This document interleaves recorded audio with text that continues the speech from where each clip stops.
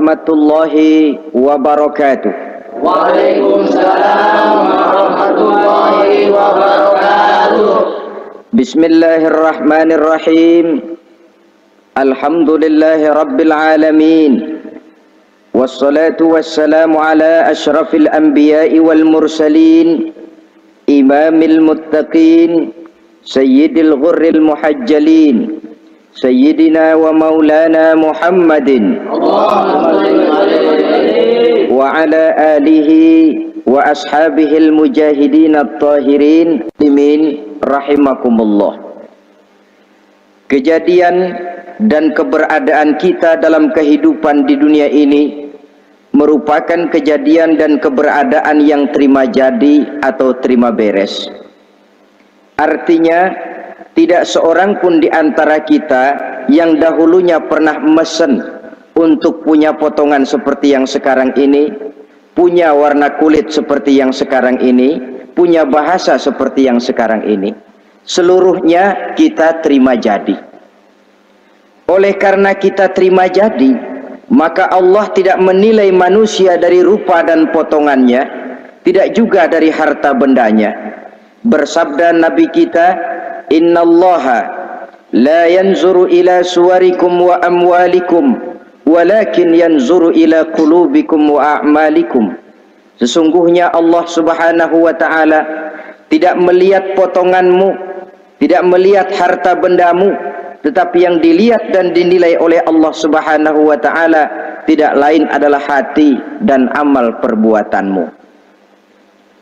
Kenapa rupa paras yang cantik tidak dijadikan penilaian utama oleh agama?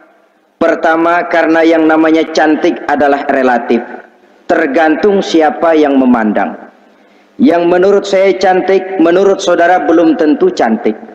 Dan yang menurut saudara cantik, menurut saya mungkin jelek, enggak ketulungan. Oleh karenanya, di kalangan para ahli cinta ada perbedaan pendapat. Sebenarnya cantik yang bikin orang jatuh cinta atau cinta yang menyebabkan orang jadi cantik? Dua-duanya bisa saja terjadi.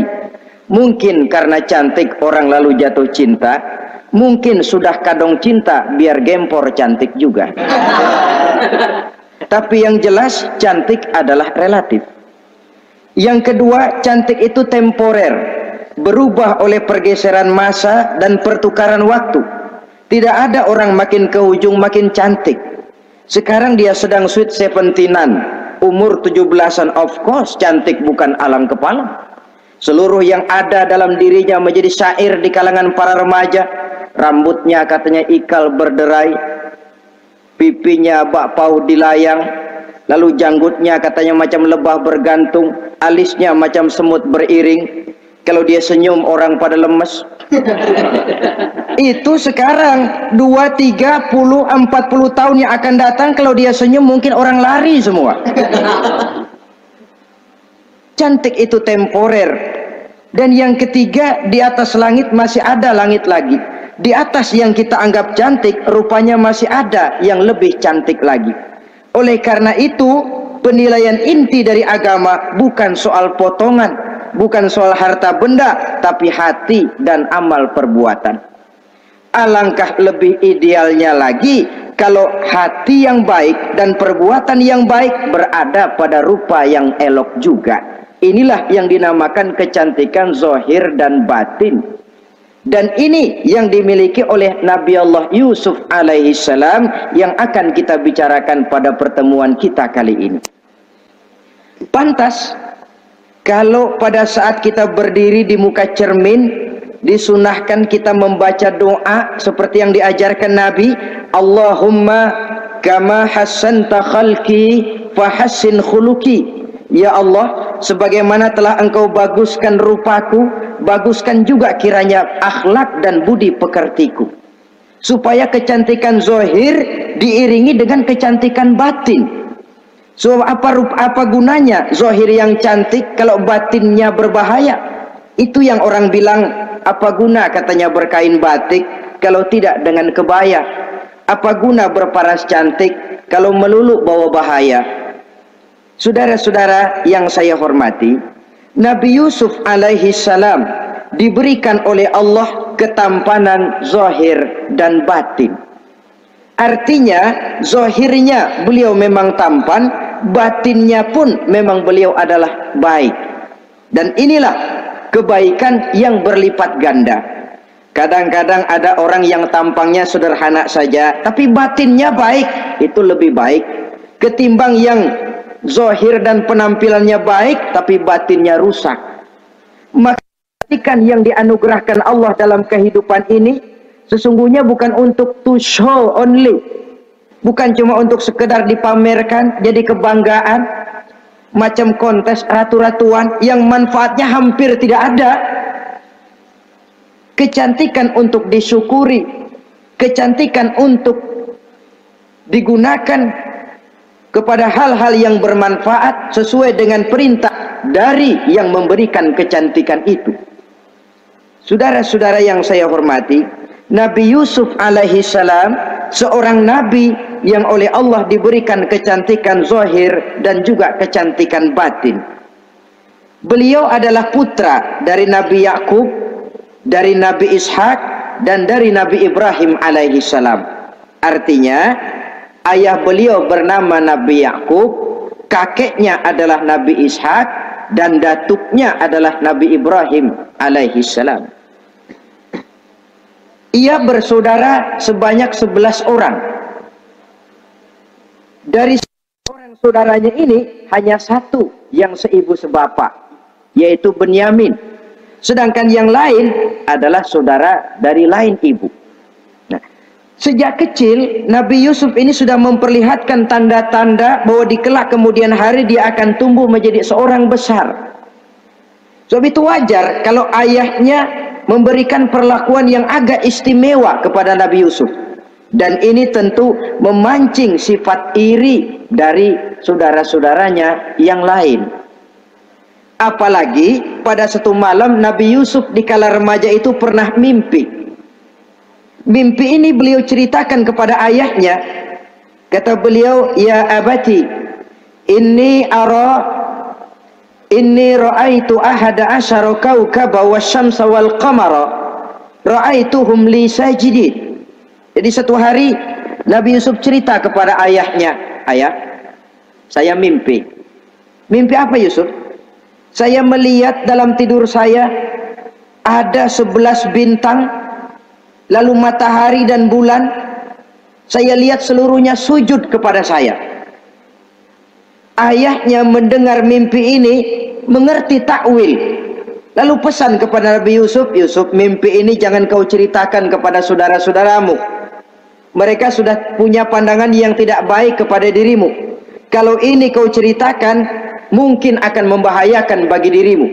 Sebab rupanya saudara-saudaranya yang lain ini iri hati kepada Nabi Yusuf yang memiliki keistimewaan dan mendapat perhatian istimewa juga dari orang tuanya. Saudara, kita tahu ini sesuatu yang wajar dalam kehidupan. Pepatah bilang, likulli zi ni'matin mahsudun. Tiap kali kita mendapat suatu nikmat, bakal ada orang yang hasud, iri hati, dengki. Itu watak kehidupan. Kalau kita jatuh miskin, orang tepuk tangan. Kalau kita jadi kaya, orang tanya berdukun kemana. Wajar saja, likulli zi ni'matin mahsudun. Tiap kali kita mendapat suatu nikmat, tentu ada yang hasud, ada yang iri, ada yang tidak senang. Begitu juga halnya dengan saudara-saudara Nabi Yusuf alaihi salam. Dan watak iri hati ini tidak cuma tinggal iri hati, mereka buktikan lewat tindakan konkret. Suatu hari mereka musyawarah, saudara-saudaranya yang iri ini. Saudara-saudara, bapak kita nggak adil. Masa Yusuf mendapat perlakuan istimewa? Wa nahnu usbah, sedangkan kita ini golongan yang lebih besar. Dari 12 orang anaknya, masa cuma satu Yusuf yang mendapat perlakuan lebih istimewa? Kita ini yang 11 dianggap angin apa? Nggak adil abah kita ini. Iya, tapi caranya bagaimana? Apa kita omelin bapak? Jangan. Habis Yusuf singkirin. Kalau Yusuf nggak ada, kan anaknya tinggal kita. Praktis perhatiannya seluruhnya akan tercurah kepada kita. Nah, saya ingatkan bahwa hasud sering mendorong orang untuk melakukan segala macam cara. Artinya orang itu kalau sudah dibakar sifat dengki, iri hati, dia rela melakukan apa saja. Pertama, agar nikmat yang ada pada diri orang lain hilang. Yang kedua, supaya nikmat itu pindah kepada dirinya. Andai kata tidak pindah kepada dirinya, ya hilang sajalah, jangan orang lain yang dapat nikmat. Ini watak hasud. Ingin nikmat orang lain pindah kepada dirinya, atau hilang walaupun tidak pindah kepada dirinya, tapi yang bersangkutan tidak lagi mendapat nikmat. Untuk itu segala macam cara akan dilaksanakan. Ini dicontohkan dari usaha yang dilaksanakan oleh saudara-saudara Nabi Yusuf alaihissalam. Oke, setuju, kita singkirkan Yusuf. Tapi caranya bagaimana? Gampang. Bunuh saja. Kalau bunuh sih rasa-rasanya tidak sampai hati membunuh Yusuf. Lalu bagaimana? Kita kucilkan saja dia. Kita asingkan dari sini, kita buang jauh-jauh supaya dia tidak ada lagi kelihatan dalam pandangan Abah. Kalau dia sudah tidak ada dalam pandangan Abah, yang dilihat cuma kita, dan seluruh kasih sayangnya akan tercurah kepada kita semua. Nah, setujulah kalau itu. Caranya nanti kita atur belakangan. Jadi satu hari permisilah saudara-saudaranya ini kepada Nabi Yakub. Abah, kami permisi mau pergi main-main dan Yusuf akan kami ajak. Kata Nabi Yakub, saya khawatir. Nabi Yakub sudah melihat gelagat yang tidak baik, sudah ada semacam firasat. Saya khawatir kalau Yusuf kau bawa, nanti dia akan kena celaka atau dimakan oleh serigala, sedangkan kamu nanti akan lalai. Kata anak-anak yang lain, percaya dah Pak, saya akan jaga. Saya kan saudaranya, masa tega membiarkan Yusuf celaka atau dimakan serigala. Pokoknya aman, sip dah.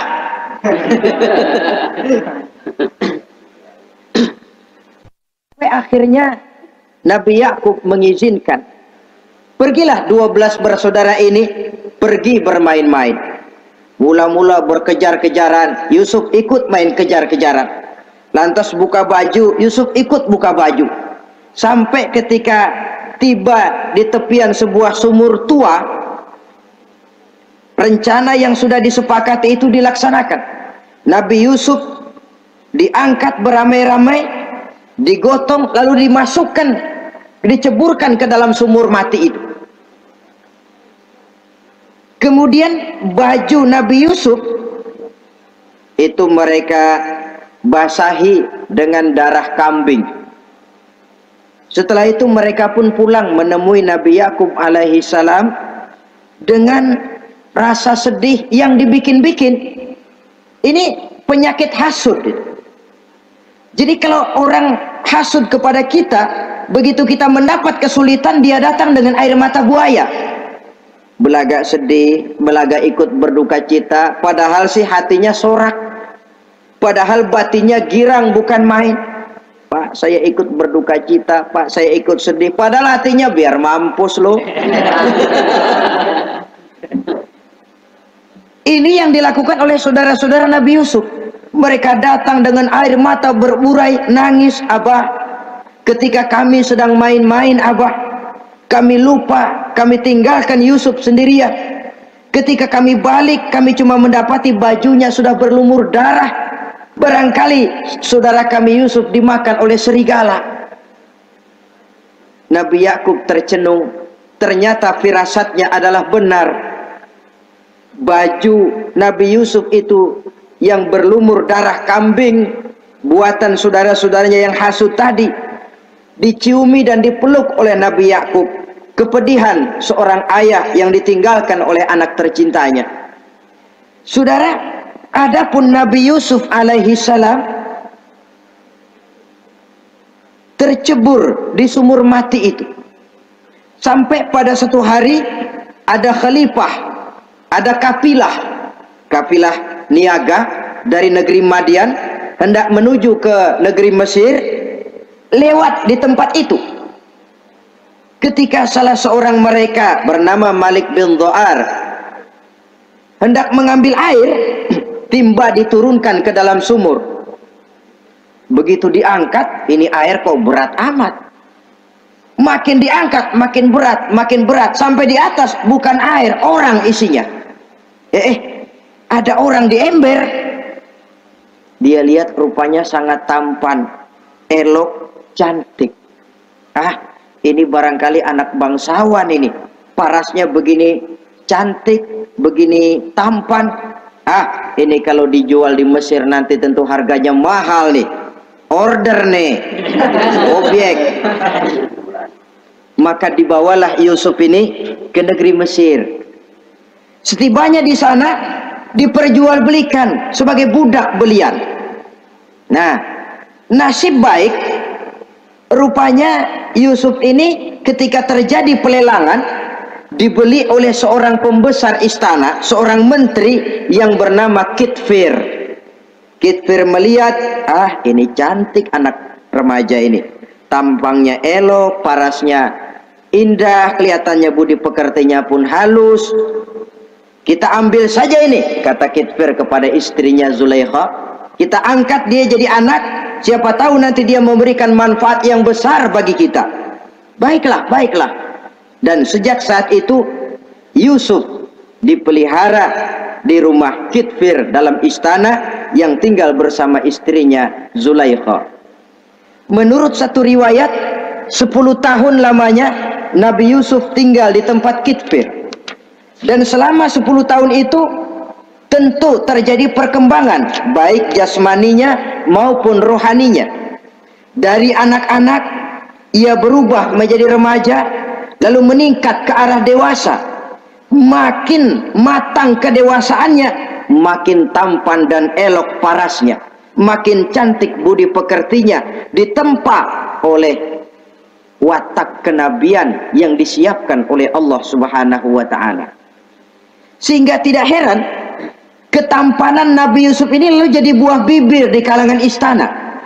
Tidak cuma anak perempuan bangsawan, tidak cuma istri para penguasa, sampai kepada kelompok orang awam selalu berandai-andai, kalau saja andai kata umpama saya bisa berdampingan dengan Yusuf, kalau saja, kata-kata kalau saja ini keluar dari perempuan-perempuan yang melihat Yusuf alaihissalam.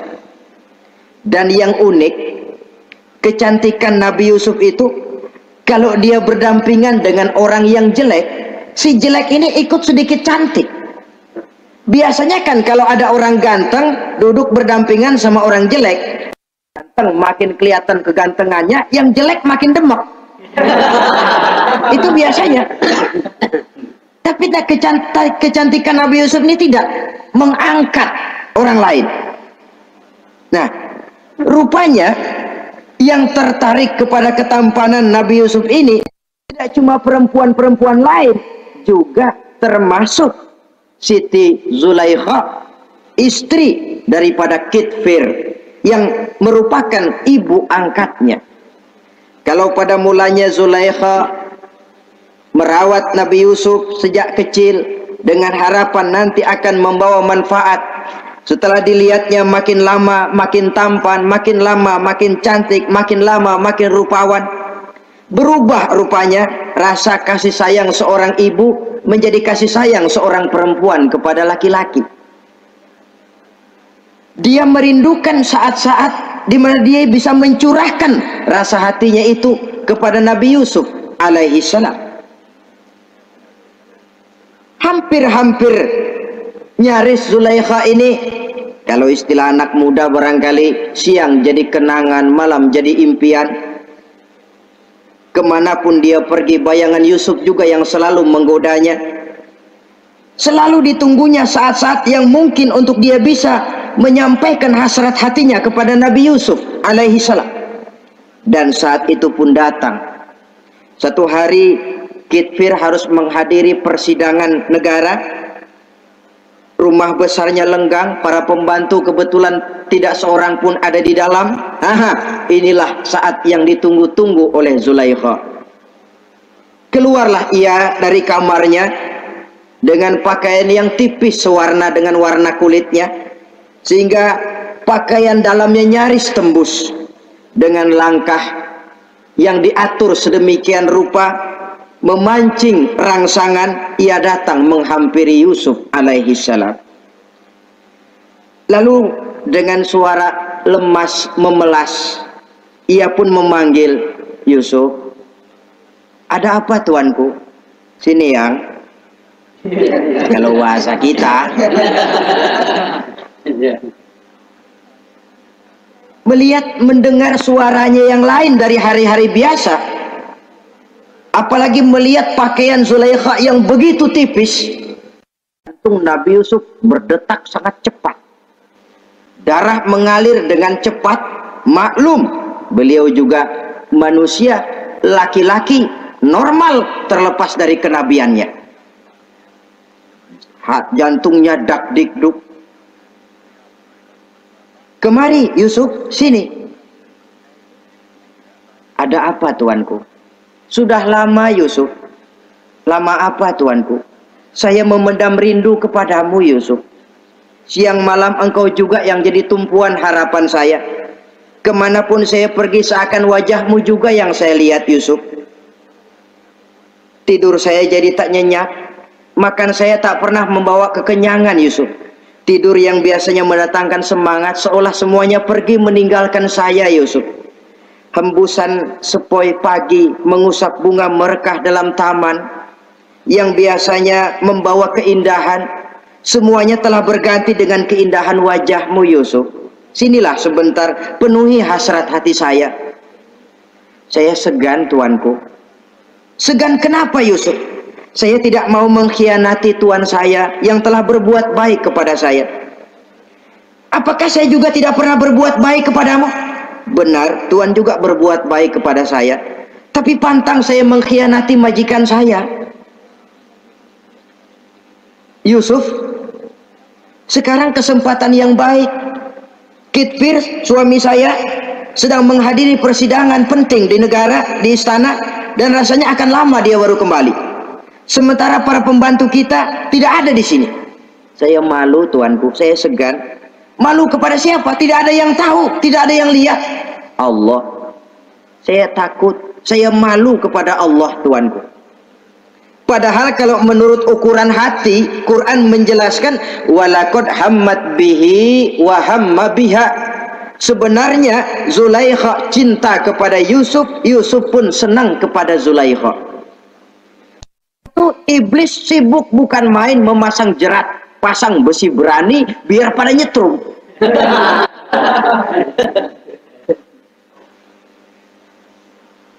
Zulaikha senang Yusuf. Yusuf sebenarnya pun secara manusiawi menyenangi Zulaikha. Walaula an ra'a burhana rabbih. Tapi Yusuf ketika itu melihat larangan Allah, peringatan Allah, seolah-olah dia lihat Allah mengatakan, Yusuf, ini letter S, dilarang parkir di sini. Menurut satu riwayat, Nabi Yusuf melihat ayahnya Nabi Yakub melambai-lambaikan tangan menyetop, seolah-olah melarang dia meneruskan langkahnya. Riwayat lain menjelaskan seolah-olah Nabi Yusuf dibisiki oleh malaikat Jibril, Yusuf, kalau kamu kalah sekarang, kamu sama saja gajah kemasukan semut di kupingnya terus mati. Tapi kalau kamu menang, kamu adalah gajah yang tidak terkalahkan. Ada semut mati oleh, ada gajah mati oleh semut. Alangkah memalukan. Binatang yang begitu besar jatuh hanya oleh binatang yang begitu kecil. Artinya apa? Kau akan jadi orang besar Yusuf. Apakah harus gagal dan jatuh cuma karena bujuk rayu seorang perempuan macam ini? Satu riwayat menjelaskan semacam itu. Sehingga mantap Yusuf, maaf tuanku, saya malu kepada manusia, saya malu kepada majikan, tapi saya lebih malu lagi kepada Allah. Saat ini majikan tidak tahu, orang seorang pun tidak ada yang lihat, tapi Allah pasti lihat. Itu yang saya malu. Ah Yusuf, jangan sok kalem. Mumpung situasi mengizinkan, mubazir nih.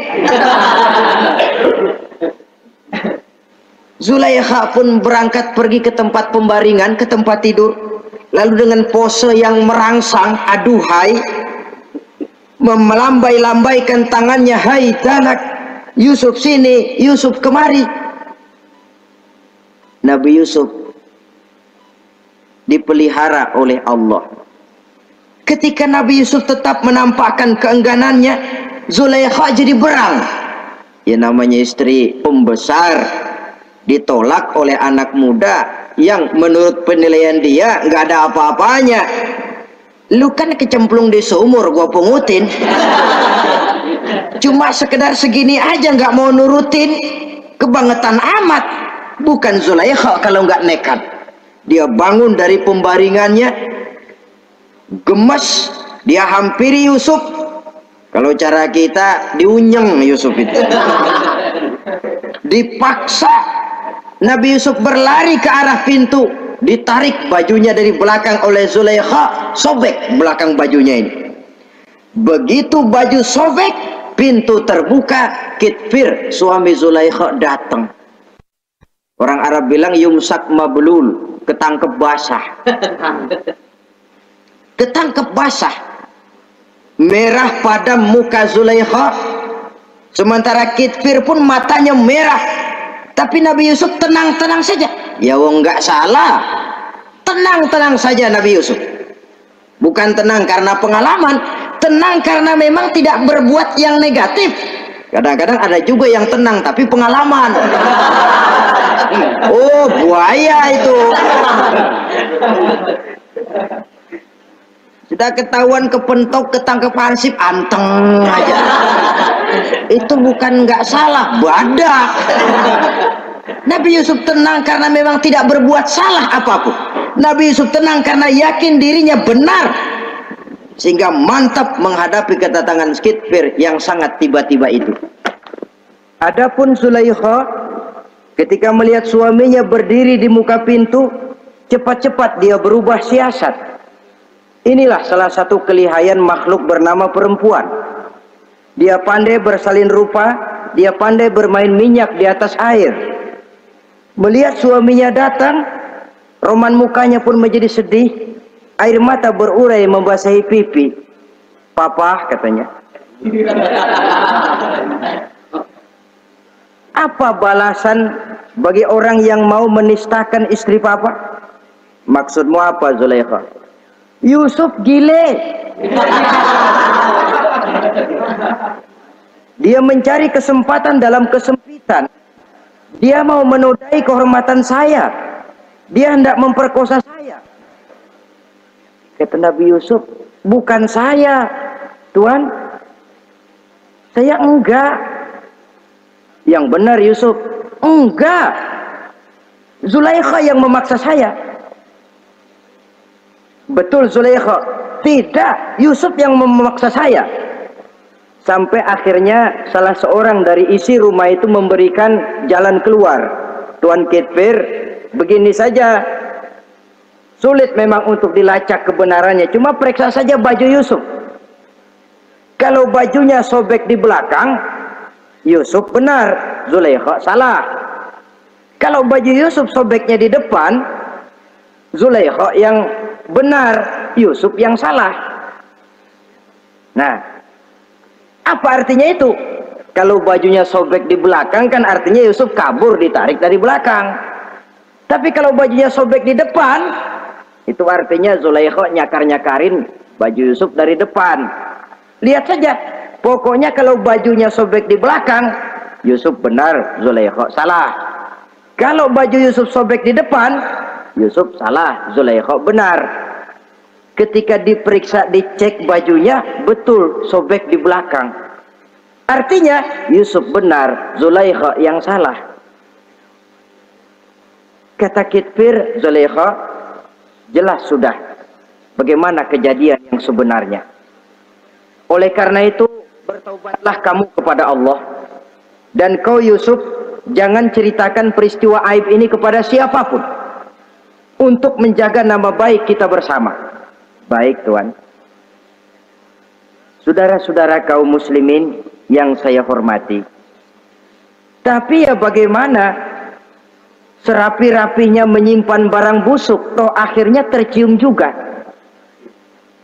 Gosip ini akhirnya tersiar di mana-mana, terutama di kalangan para pembesar. Sehingga kalau kumpul para istri pejabat, Zulaikha jadi bahan gunjingan. Kan main bini menteri demen sama budaknya. Nggak salah apa tuh, jadi bahan ejekan. Ya sebab tentu ukuran mereka yang belum pernah ngelihat Yusuf, kalau duren ketemu duren dong. Masa duren ketemu ketimun ya bonyok. Artinya nggak seimbang. Masa istri bangsawan tergila-gila sama anak angkatnya, sama budak beliannya, nggak masuk rasio itu. Zulaikha dengar berita macam itu, sampai dalam hatinya, pantas saja kamu ngenyek saya, kamu meremehkan saya karena kamu belum pernah lihat potongan Yusuf bagaimana. Akhirnya dalam hati Siti Zulaikha ini timbul semacam dendam. Suatu saat gua kerjain lo. Caranya gimana? Satu hari para istri bangsawan ini diundang ke tempat Siti Zulaikha, duduk di satu ruangan luas. Setelah duduk dihidangkan makanan. Makanannya aneh, cuma buah sama pisau. Ketika buah dan pisau sudah siap, satu orang satu, satu orang satu, satu orang satu. Ketika mereka sedang mengupas itu, Zulaikha berkata kepada Nabi Yusuf, Yusuf, kau jalan dari sini ke sana, melintas kayak peragawati gitu. Untuk apa Tuhan? Pokoknya jalan aja dah. Nabi Yusuf jalan. Sejak beliau melangkah ke ruangan itu, semua mata perempuan-perempuan bangsawan yang lagi ngupas buah, semuanya tertuju kepada Yusuf. Ada yang matanya emang buluk, makin buluk. Ada yang ngeliatin campur mulutnya menganga. Apa kata mereka? Falamma ra'ainahu akbarnahu wa qatta'na aydiyahunna wa qulna hasya lillah ma hadza bashar in hadza illa malakun karim. Falamma ra'ainahu, ketika perempuan-perempuan itu melihat Yusuf, akbarnahu, mereka agungkan Yusuf. Wa qulna hasya lillah, mereka bilang, ini sih bukan orang nih. Ini malaikat nih. Bukan orang. Nah, orang segini cakepnya. Artinya belum pernah mereka lihat paras yang secantik dan setampan itu. Akibatnya apa? Nggak berasa mau motong buah, keiris tangan. Rata-rata perempuan yang ada di situ tangannya pada luka. Kenapa? Mau motong buah, mata kemana, mulut kemana, tangan kepotong. Melihat itu semua, Zulaikha puas. Nah, kamu baru melihat sekejap. Bagaimana saya yang siang malam melihat Yusuf? Bagaimana saya yang tiap saat hidup bersamanya? Bagaimana saya nggak merindukan dia? Ente yang baru pernah ngelihat sekelebatan udah motong tangan. Saya yang tiap hari sama-sama dia nggak celeng juga udah pantas. Saudara-saudara kaum muslimin yang saya hormati, akhirnya untuk menjaga nama baik keseluruhannya, Nabi Yusuf pun mengalah. Karena berita ini sudah tersiar, Yusuf dipojokkan. Tidak cuma sekedar dipojokkan, beliau dimasukkan ke dalam penjara. Tapi apa kata beliau? Rabbis sijnu ahabbu ilayya mimma yad'unani ilai. Ya Allah, kalau memang karena resiko penolakan saya terhadap ajakan Zulaikha menyebabkan saya harus masuk penjara, penjara lebih saya sukai, penjara lebih saya cintai ketimbang ikut kemauan Zulaikha. Saudara-saudara, kadang-kadang kita berpikir, kalau kesempatan itu datang kepada kita, mampukah kita menjatuhkan pilihan seperti pilihan Nabi Yusuf ini? Lebih baik penjara ketimbang mengikuti bujuk rayu perempuan untuk melakukan perbuatan yang menyeleweng ini. Ini yang dipilih oleh Nabi Yusuf, tegar. Kalau memang sebagai resikonya saya harus masuk penjara, penjara lebih saya cintai, penjara lebih saya suka daripada mengikuti bujukan Zulaikha. teguh karena suatu prinsip. Bukankah dalam perjuangan menegakkan akidah, kadang kita mendapat piala, tapi tak jarang kita berhadapan dengan penjara.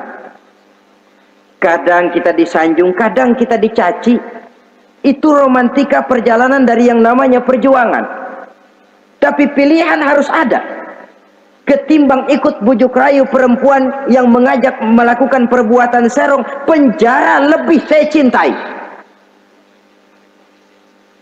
Sudah pada saat hendak diajak tidak ada yang melihat, beliau menolak.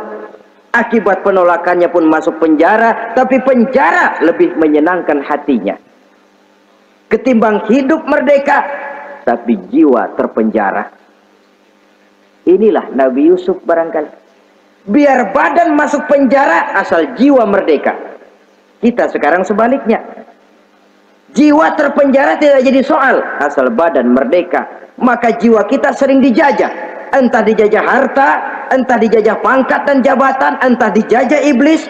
Jiwa kita yang terpenjara, sementara badan kita merdeka. Nabi Yusuf tidak. Biarlah badan di penjara, asal jiwa merdeka untuk menegakkan sesuatu yang hak. Saudara-saudara yang saya hormati, adapun di dalam penjara itu, Nabi Yusuf satu sel dengan 2 orang bekas pelayan istana yang dituduh menaruh racun ke dalam hidangan yang hendak disajikan kepada raja. Yang satu tukang ngatur minuman, yang satu tukang ngatur makanan untuk raja. Siapa yang naruh racun nggak jelas, tapi dua-duanya ditahan. Nah, sampai satu malam teman satu sel ini dua-duanya ngobrol kepada Nabi Yusuf. Yusuf, kami ini dipenjara karena dituduh menaruh racun ke dalam hidangan yang dihidangkan kepada baginda raja. Siapa yang salah, kami sendiri tidak tahu. Saya nggak ngerasa naruh racun, kata yang tukang ngatur minum. Saya juga enggak, kata yang tukang ngatur makan. Sampai satu malam mimpi. Mimpi itu diceritakan kepada Nabi Yusuf. Kata yang tukang ngatur minuman, Yusuf, saya mimpi. Saya memeras anggur, lalu menghidangkannya kepada baginda raja. Apa arti mimpi saya? Kata yang tukang hidangin makanan, kalau saya Yusuf, saya ngimpi menjunjung roti di atas kepala saya, itu roti dipatokin burung. Apa arti mimpi saya? Saudara-saudara, Nabi Yusuf tersenyum. Adapun kamu yang mimpi memerah anggur, kamu akan keluar dari penjara bebas dan akan kerja lagi di istana. Adapun kamu yang mimpi menjunjung roti dipatokin burung, kamu akan dihukum mati, disalib, dan kepalamu akan dipatokin oleh burung. Ini tukang roti ngotot, bisa aja lu ah. Ya lempengan apes ramalannya. Ya bukan soal bisa nggak bisa, lihat aja kenyataannya. Cuma kepada kamu yang tukang ngatur minuman, saya pesan, kalau nanti kamu bebas kembali di istana raja, tolong ceritakan ehwal saya kepada baginda raja ini. Saya mendekam di penjara ini tanpa berbuat salah apapun. Baik, insya Allah Yusuf.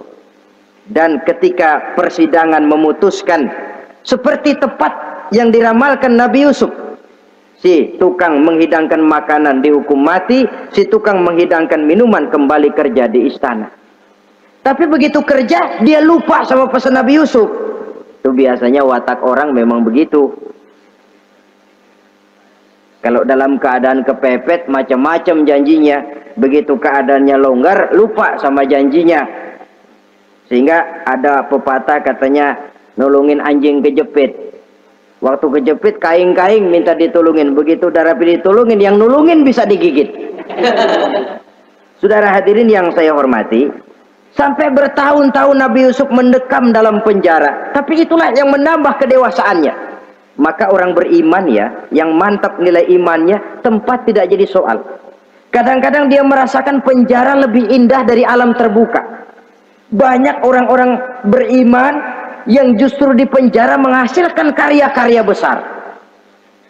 Kita tahu misalnya almarhum Hamka justru di penjara bisa menyelesaikan tafsir Al-Azharnya, salah satu karya besar pujangga terkemuka ini. macam Hasan Al-Banna, Abdul Qadir Audah, dan banyak lagi tokoh-tokoh Ikhwanul Muslimin merasakan justru penjara itu bagaikan surga. Kenapa? Mereka yakin di penjara untuk sesuatu yang benar, maka tempat tidak pernah jadi masalah. Kalau jiwa merdeka puluhan tahun mendekam di penjara, tidak akan merupakan satu rasa yang lama. Kenapa? Jiwa tidak bisa dibatasi oleh ruangan 2 kali 3 meter. Jiwa yang merdeka tidak bisa dibatasi dengan teralis besi. Jiwa yang merdeka tidak bisa dibatasi dengan dinding tembok yang tebal. Jiwa yang merdeka mengembara, melanglang buana, mencari idealisme yang ada dalam dirinya. Itu yang dirasakan oleh Nabi Yusuf alaihi salam. Untungnya satu malam raja ngimpi. Untungnya ini ngimpinya luar biasa. Ada 7 ekor lembu gemuk-gemuk makanin 7 ekor lembu yang kurus-kurus. Lalu ada 7 batang gandum yang isinya gemuk-gemuk. Ada 7 batang gandum yang sudah layu-layu. Nah, pagi-pagi ini seluruh dukun-dukun istana dikumpulin. Para ahli nujum apel menghadap baginda raja. Nujum, dukun, ada apa Tuan Raja? Tadi malam saya ngimpi. Ada 7 ekor lembu gemuk-gemuk memakan 7 ekor lembu yang kurus-kurus. Coba takwilkan apa arti mimpi saya itu. Dukun kata, baru tumben nih aku dengar mimpi begini. Kata Nujum ditanya Nujum godek. Ah, Tuan Raja itu mah kembang tidur aja kali ah.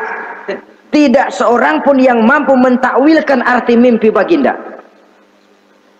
Sampai tukang minuman dengar lapor, Tuan Raja, ada apa, Mas? Saya waktu di penjara ada seorang anak muda namanya Yusuf, dia mentakwilkan mimpi saya dan pas seperti takwilnya. Ah, panggil Yusuf. Dipanggil Yusuf, dibukain pintu penjara, masuk tukang anggur, tukang minuman ini. Yusuf, ente, iya.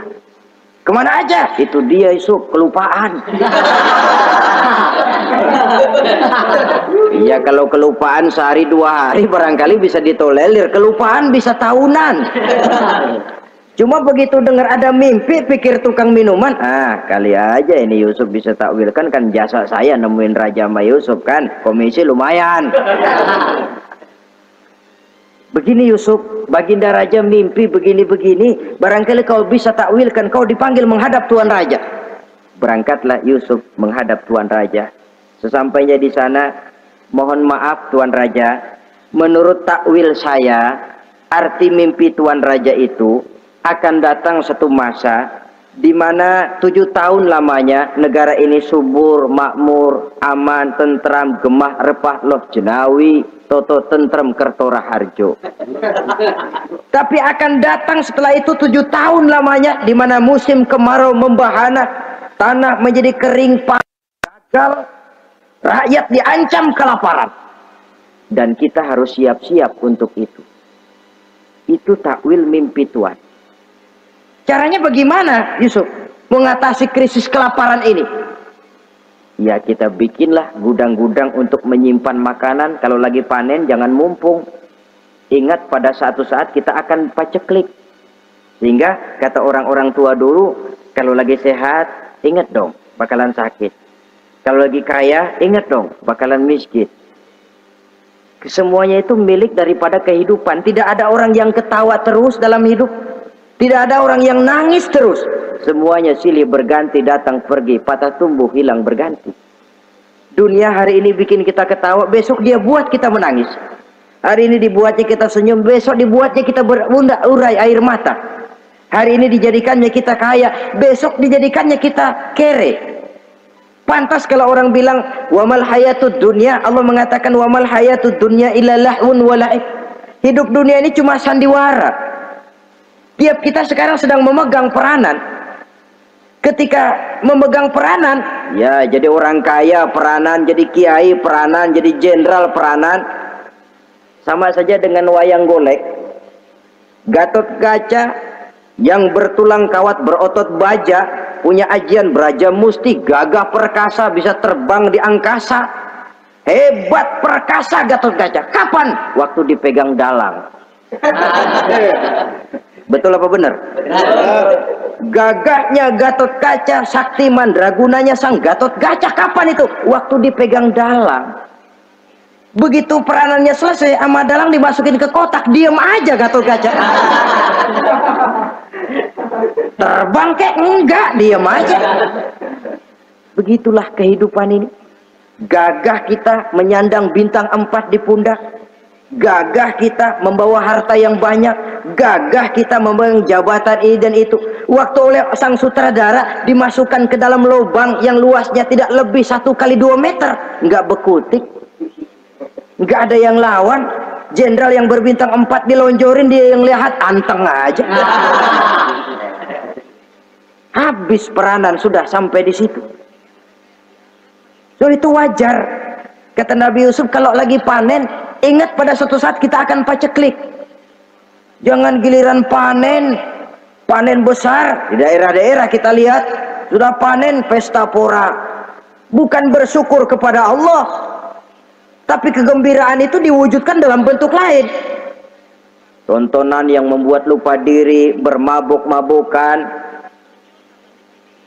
Sehingga kadang-kadang kalau di daerah itu katanya kalau musim panen, musim kawin, musim paceklik, musim cerai. Saudara-saudara kaum muslimin yang saya hormati, karena itu dalam satu hadis Nabi ingatkan, ta'arraf ilallah firraha ya'rifka fisyiddah. Ingatlah kepada Allah di waktu kamu senang, supaya Allah ingat kepadamu waktu kamu susah. Kalau waktu senang kita lupa kepada Allah, ya wajar. Kalau waktu susah Allah juga lupain kita. Dalam terjemahannya dengan kehidupan beragama, wa man a'rada an zikri fa inna lahu ma'isyatan dhanka wa nahsyuruhu yaumal qiyamati a'ma. Siapa yang berpaling daripada peringatanku, kata Allah, aku akan berikan dia penghidupan dan kehidupan yang sempit. Sempit itu apa, lalu tidak punya duit? Punya duit. Apa tidak punya harta? Banyak harta. Tapi banyaknya harta, tumpukan duit tidak membuat hatinya makin luas, tidak membuat hidupnya makin lapang. Sempit, sempit, dan sempit itu azab. Yang paling celaka, wa nahsyuruhu yaumal qiyamati a'ma. Di akhirat kami kumpulkan dia bersama orang-orang buta. Allahu Akbar. Di padang mahsyar, dikala orang sibuk, pusing dengan urusan masing-masing, buta lagi. Yang nggak buta aja pusing. Mereka teriak-teriak, qala rabbi lima hasyartani a'ma wa qad kuntu basira. Ya Allah, kenapa kami buta padahal waktu di dunia kami melihat? Allah jawabnya enak aja, kadzalika atatka ayatuna fanasitaha wa kadzalika al-yauma tunsa. Rasain dulu. Dulu waktu di dunia datang peringatanku pada belaga pilon, kamu lupakan. Sekarang juga pantas kamu dilupakan. Waktu susah kamu lupa, waktu senang kamu lupa Allah. Waktu susah juga pantas kamu dilupakan Allah. Waktu di dunia kau berpaling dari peringatan Allah, kalau sekarang Allah berpaling kepadamu juga adil. Walaupun kalau Allah mau tidak berpaling juga adil, sebab Allah itu mutlak. Tidak ada yang membatasi apa yang dimaui oleh Allah. Saudara-saudara kaum muslimin, itu pesan Nabi Yusuf. Bikin gudang yang besar, simpan bahan makanan untuk persediaan musim kemarau. Kalau begitu sekalian aja deh Yusuf. Sekalian bagaimana Tuan Raja? Kau saya angkat jadi menteri urusan makanan dan urusan kemakmuran. Tuan Raja, apa enggak terburu-buru? Kau bisa mentakwilkan mimpi saya, bahkan kau bisa mencari jalan keluar. Ini sudah sesuatu yang menguntungkan Yusuf. Mencari jalan keluar ini pemikiran yang menteri saya belum bisa berpikir kayak kamu. Sudah, kau pegang jabatan ini. Nabi Yusuf tidak minta, diberikan. Dan memang ada pesan, jangan memberikan jabatan kepada orang yang meminta. Tuh, kalau orang sudah minta tentu ada pamrih dan ada tendensi. Jangan memberikan jabatan kepada orang yang banyak ngeluarin duit untuk mencapai jabatan itu. Sebab apa? Kalau orang mendapat satu jabatan karena banyak ngeluarin duit, maka pekerjaan pertama yang akan dilakukan setelah mencapai jabatan itu ialah dia akan berpikir bagaimana caranya biar modal gua pulang. Orang jadi gubernur, jadi menteri karena banyak ngeluarin duit, belum dia sempat kerja buat kepentingan rakyatnya, dia lebih dulu akan berpikir bagaimana duit yang saya keluarin supaya pulang. Sisanya kalau ada, barulah untuk kepentingan rakyat, itu pun kalau keburu. Saudara-saudara yang saya hormati, Nabi Yusuf tidak pernah minta jabatan, raja memberikan jabatan itu. Dan tepat seperti takwil beliau, musim kemarau datang, rakyat dilanda kelaparan, lalu berbondong-bondong ke istana mencari bahan makanan. Yusuf langsung mendrop bahan makanan ini. Alhasil saudara-saudara, bahaya kelaparan ini sampai juga ke daerah tempat di mana Nabi Yakub tinggal. Lalu beliau utus anak-anaknya. Saya dengar di negeri Mesir ada seorang menteri muda yang tampan dan baik hati. Pergilah kau ke sana dan mintalah makanan darinya. Berangkatlah mereka ini. Saudara-saudara, Nabi Yusuf lihat, ini saudara-saudara saya ini yang dulu nyeburin saya ke sungai. Sekarang pada antri minta jatah makanan. Kalau kita lagi di atas ngelihat orang di bawah kan enak, yang bawah kelagepan. Orang sedang berkuasa, namanya lagi berkuasa, ngomong apa juga benar. Orang kalau lagi berkuasa kentut bagus masih. Tapi kalau sudah jatuh, jangankan apalagi buang angin, batuk aja diomelin.